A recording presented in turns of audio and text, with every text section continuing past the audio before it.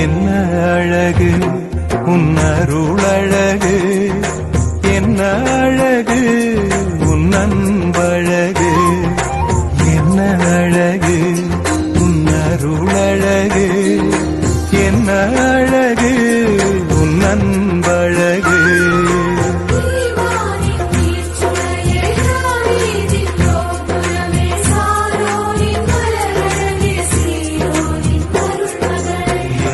தூய்மையும் தாட்சியின் மேன்மையும் வார்த்தையின் உண்மையும் கொள்ளை கொண்டதே, என்னை கொள்ளை கொண்டதே.